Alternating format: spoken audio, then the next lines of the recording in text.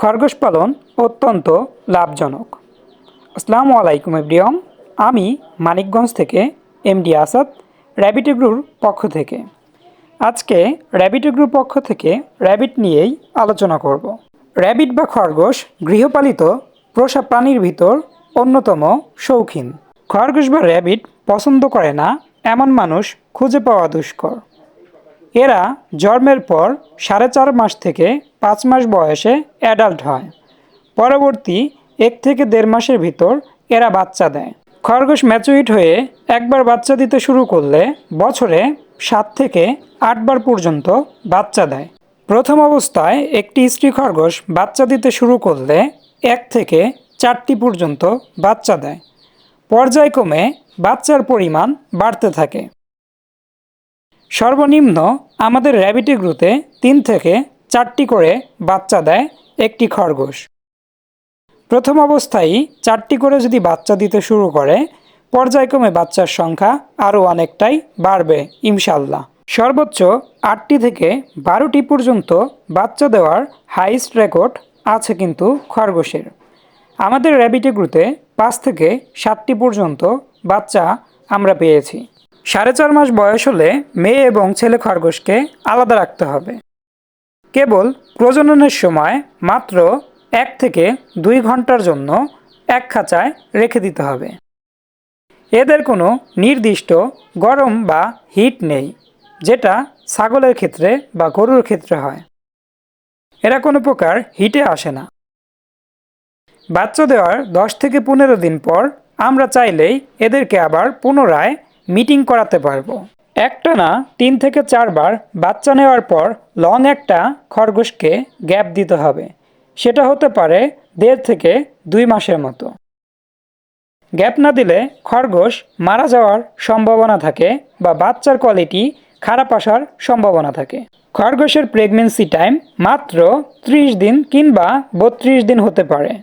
30 থেকে 32 দিনের ভিতর এরা মিটিং করার পর বাচ্চা দিয়ে থাকে। আমাদের প্রত্যেকটা খরগোশ এবার 4টি করে বাচ্চা দিয়েছে। আলহামদুলিল্লাহ, বাচ্চাগুলো অনেকটাই সুস্থ সবল। আমার হাতের নিচের বাচ্চাগুলোর বয়স আজকে মাত্র 5 দিন। 4টি বাচ্চাই ফুললি হোয়াইট হবে বা সাদা হবে, যদিও বা এদের মা কিন্তু ব্ল্যাক অ্যান্ড হোয়াইট মিশ্রিত ছিল। বাবা ছিল ফুললি হোয়াইট বা ফুললি সাদা, সেজন্যই হয়তো বাচ্চাগুলো সাদা হয়েছে। আর বাচ্চা দেওয়ার কিন্তু পূর্বেই নির্দিষ্ট একটা জায়গা তৈরি করে দিতে হবে বা নেস্ট বক্স তৈরি করে দিতে হবে। আমাদের র্যাবিট এগ্রোর নিয়মিত ভিডিওগুলো আপনারা ফলো করলে খরগোশ সম্পর্কে বিভিন্ন তথ্য পেয়ে যাবেন। সেজন্য চ্যানেলটাকে অবশ্যই সাবস্ক্রাইব করতে হবে। আর এপাশে আমাদের গতকালকে আরেকটা খরগোশ 4টি বাচ্চা দিয়েছে। বাচ্চাগুলো একদমই ছোট, নিচে একটা এবং উপরে একটা। নিচেরটা যেহেতু গা থেকে লোম তুলে বাচ্চা ঢাকে নাই, সেজন্য কিন্তু আমি এখান থেকে কিছু লোম দিয়ে বাচ্চাগুলোকে ঢেকে দিলাম। এরা সাধারণত ইঁদুরের মতো ছোট্ট একটা নেস্ট তৈরি করে সেখানে বাচ্চা দেয় এবং কি গা থেকে লোম তুলে বাচ্চাগুলোকে ঢেকে রাখে। বাচ্চাগুলোর মা পর্যাপ্ত পরিমাণ বাচ্চাগুলোকে দুধ দিতে পারছে। বাচ্চাগুলো দেখলেই বোঝা যাচ্ছে।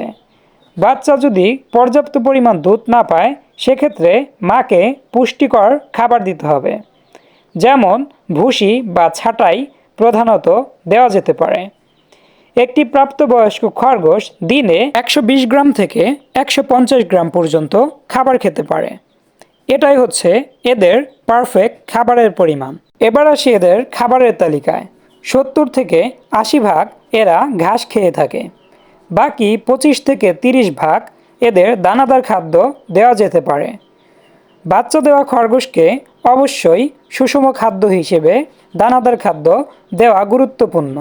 এক্ষেত্রে বাচ্চাগুলো দ্রুত বড় হবে এবং সুস্থ সবলভাবে বেড়ে উঠবে। এবার আসি এদের পছন্দের খাবারের তালিকায়।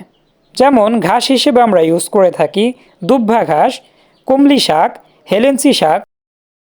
তবে কমলি শাকটাকে সপ্তাহে 2 থেকে 3 দিনের বেশি না দেওয়াটাই ভালো, তবে অল্প পরিমাণ। বাকি সকল প্রকার ঘাস এদের দেওয়া যেতে পারে, তবে ভাত খাওয়ানো থেকে বিরত থাকতে হবে, তা না হলে খরগোশ মারা যেতে পারে।